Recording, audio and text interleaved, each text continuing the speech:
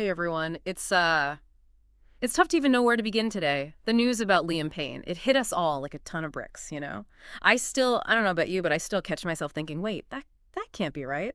It's truly shocking, Yeah. especially considering he was only 31. For those who, grew up with One Direction as their soundtrack Yeah. for his family and friends, it's unfathomable. And that's why we're here, right? To kind of process this together. You've shared some news articles with us from sources like the Daily Mail and AP News, and we're going to go beyond the headlines, beyond the initial shock. What we want to do for you today is paint a picture of Liam's journey, cut through the noise, and maybe make sense of this tragedy together. Precisely. It's about understanding the complexities of his life, his career, and yes, even the circumstances surrounding his death in Buenos Aires, always remembering the sensitivity of it all. Absolutely. So, for anyone who might not know Liam's work as well, maybe wasn't a diehard fan from the beginning, he kind of first exploded onto the scene with One Direction. I mean, talk about a global phenomenon. There's no overstating their impact. Yeah. The Daily Mail even called them the definitive pop band of their era. And honestly, they might be right. 70 million records sold. I mean, that's Beatles level stuff. Right. Formed right there on X Factor. I mean, those early clips, those are wild to watch now. You can almost feel the pressure cooker they were in, even back then. Yeah. It's almost hard to grasp that level of fame at such a young age. And for Liam, the articles we're looking at suggest it wasn't always a comfortable fit. Imagine being barely old enough to vote, and suddenly the whole world has an opinion on your haircut, your personal life. It wasn't just the haircuts, though, was it? Liam was, he was pretty open, even back then, about how tough it was to adjust to that constant scrutiny, being, followed by paparazzi, scrutinized on social media. And that's the thing about these boy bands, isn't it? We see the screaming fans, the sold-out tours, but behind the scenes, it's a different story, right? Mm. They're still figuring out who they are as individuals, which is hard enough as it is when you're that age. But on top of that, they've got the weight of the music industry on their shoulders, too. And the industry, as we know, can be, well, brutal is maybe an understatement. There's this relentless pressure to churn out hit after hit, tour nonstop, all while maintaining this squeaky clean image. It's a lot. It's no wonder that so many young stars struggle to find their footing amidst all Yeah. of that, to hold on to, a sense of self. Liam was different, though. He had this clear drive, I think, to evolve as an artist, to Mhm. push beyond the boy band mold. You know what I mean? You can hear it in his solo work and his collaborations. Oh, absolutely. When he teamed up with Quavo for Strip That Down, I mean, come on, that song was everywhere. Billboard top 10 hit, if I remember correctly. And it showed a whole other side of his musicality. Exactly. And it wasn't just a one-off. Collaborating with Zed, experimenting with EDM, dipping his toes into hip-hop. This wasn't just a guy trying to stay relevant. This was a musician exploring his range. Yeah. Really pushing boundaries. And finding success doing it, which is, not always easy in this industry. It really speaks volumes about his ambition and, of course, his talent. But there's another side to Liam that I think often gets overlooked in these stories. Yeah. And it really shines through in these articles, I think. You're talking about his charity work. Yeah. This wasn't just a celebrity attaching his name to a cause for good PR. No, not at all. Liam's dedication to the Trussell Food Bank organization, that was the real deal. 4 years he supported them, and not just with words. He put his money where his mouth was, providing hundreds of thousands of meals, especially during the COVID pandemic, when things were really tough for a lot of people. That kind of generosity, that genuine desire to make a difference, it speaks volumes about his character, doesn't it? He recognized the platform he had and used it to help others. It really does. It's just such a difficult thing to process. I mean, the circumstances in Buenos Aires.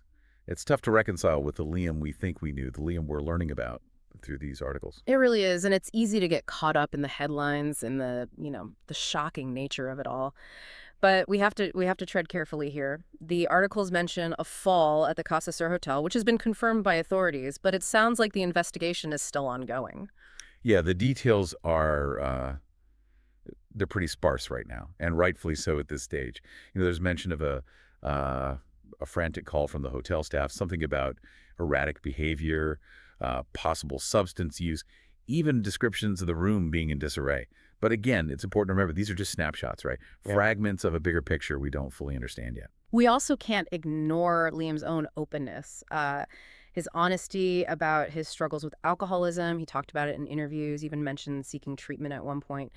It's a reminder that behind the fame, behind the success, he was still human, still fighting his own battles. And it takes courage to be that vulnerable, Hmm. especially when you're in the public eye, when every little thing you say is scrutinized, analyzed. Liam's honesty, I think, it was a powerful reminder that addiction can affect anyone, regardless of who they are, what they've accomplished, how much money they have. It doesn't discriminate. You're right. It's a reminder to approach these conversations, all of this, with sensitivity, with empathy, and to avoid speculation as much as possible.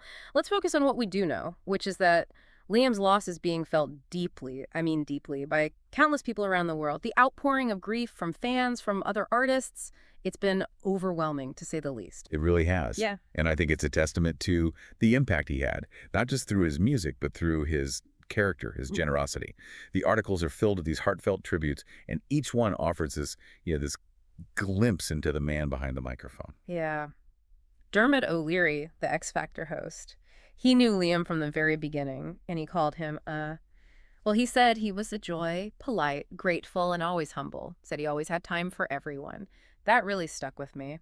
And Connie Huck, she's another X Factor presenter, and she described him as the most mature of the One Direction members, Hmm. but also quite bashful and self-deprecating at times, which I think is interesting. Yeah. Paints this picture of someone who was grounded, aware of the surreal situation he was in. It's like, even with all the fame, all the pressure, he never lost sight of who he was at his core. And then you read about Ollie Murs, who shared that touching tribute about their friendship, their shared love of football.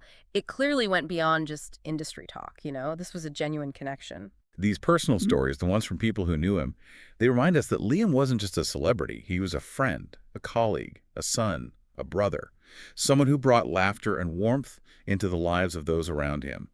And that's what hurts the most, I think. And you can see that's what's resonating with fans, too. The articles describe vigils outside the hotel in Buenos Aires, people leaving flowers, singing One Direction songs. It's a global outpouring of love for someone whose music clearly touched so many lives. It's the power of music, isn't it? It creates these connections that transcend borders, languages, even death itself, in a way. Liam's legacy will undoubtedly live on through his music, through the memories he made, inspiring generations to come. But it also forces us to confront some difficult questions, some uncomfortable truths about the pressures of fame, especially for those who experience it at such a young age. Yeah, it's hard to escape, isn't it? That whole, I don't know if it's a cliche or what, but that idea of, the higher you climb, the harder you fall. It's that old saying, right? More money, more problems. But yeah, with fame, it's almost like the volume's cranked up to 11.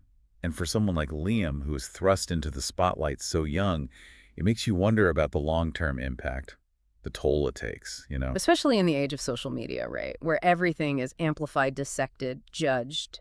It's a level of scrutiny most of us can't even fathom. It's relentless. Yeah.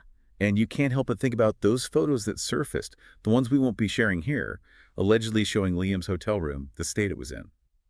It's a stark reminder that behind the carefully curated images, the Instagram feeds, the highlight reels, there's often a much more complicated reality. And that's where the danger lies, right? We create these narratives around celebrities, around people we don't actually know. We project our own desires and expectations onto them. But it's crucial to remember they're human beings, just as flawed and vulnerable as the rest of us. I keep coming back to that photo of Liam at Neil Horan's concert in Buenos Aires, just days before his death. He's smiling, singing along, looking genuinely happy. It's heartbreaking, knowing what came next. It really is. It underscores I don't know, just the fragility of life, I guess. The fact that we never truly know what someone else is going through, what's happening behind closed doors. It's a reminder to approach these situations and each other with empathy and understanding. Because at the end of the day, stripping away the fame, the music, the headlines, Yeah. we're all just trying to navigate this crazy thing called life, aren't we?